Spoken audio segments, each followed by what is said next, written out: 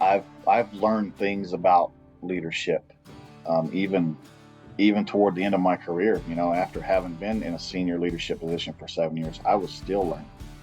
You Right. know, um, and so you never stop learning. And the bad ones, like I said, the bad ones can teach you as well. One of the things I learned uh, from that example, I was I had just finished um, my first, I guess you could say, tour as an actual shop chief. It was a smaller section. Of course, I had just sewn on master sergeant, so they kind of gave me a little small section to, I guess, kind of break my teeth in, or Yeah. Yeah. get used to things. But then they moved me out to line delivery after that. And Line D. My God. Yes, sir. Okay. And before I got out there, when I got out there, it wasn't things weren't all that great in that section. They were having trouble passing QA evals, and just a kind of a malaise out there. Just really a lot of issues.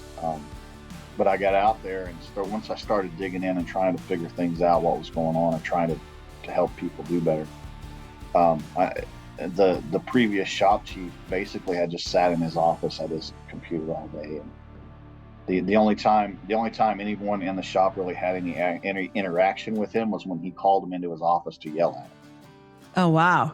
Yeah. So of course morale was bad. Like I said, the quality of vowels they weren't passing, just not meeting suspenses, the doing bad work, frankly. I hate to say it, but and so I learned then, don't just sit there at your desk and dictate from your desk. Get out there, talk to your workers, find out what's going on, get to know them personally.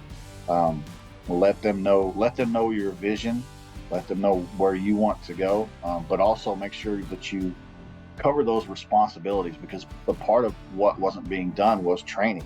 These guys weren't being trained. That's why they couldn't do the evals. They couldn't, and so I would take a crew and go out there as a shop chief with the technical order and the crew book with them and say, look, this is how I expect you to do the job. This is how it should be done. Watch me do this.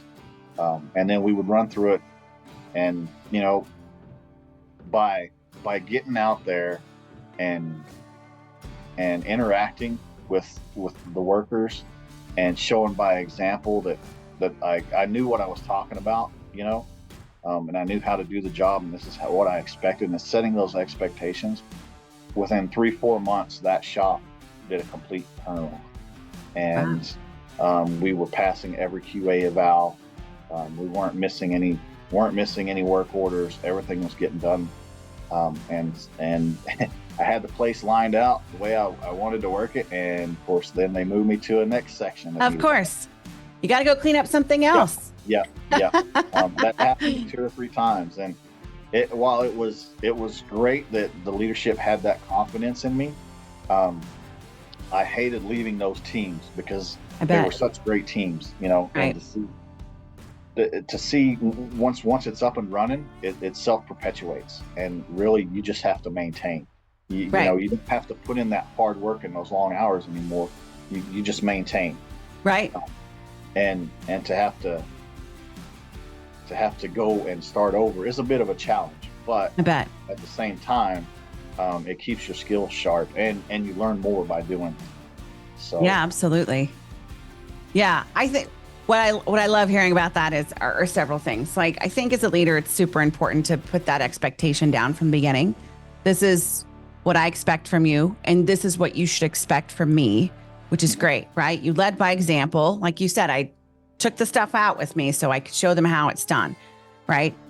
Which is incredibly amazing, because you weren't willing to just, get your hands a little dirty. It was like, let's do it together. And I think a good leader is, well, let's get through it together, right? So the idea of you saying it got better over time and it started becoming this well-oiled machine, someone's going to come around and interview them later and say, who was a mentor for them? And they're going to say, Larry Cartwright. right?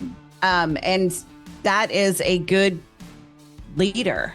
You know what I mean? Like, and you said earlier, like, I really liked being an autonomous airman, right? Like, I really appreciate the fact that they knew my skill set and just let me do my own thing, right? And I think that that's huge, whether it's military or it's corporate world or whatever, for people to feel like they're trusted and to do the job, to do the skill set they were hired for, you know? So I think that that's interesting because you were changing lives, even, you know, when you say I was really proud of that, but you were changing these lives of these folks who were going to eventually be leaders, who were going to say, I want to lead like, you know, Sergeant Cartwright.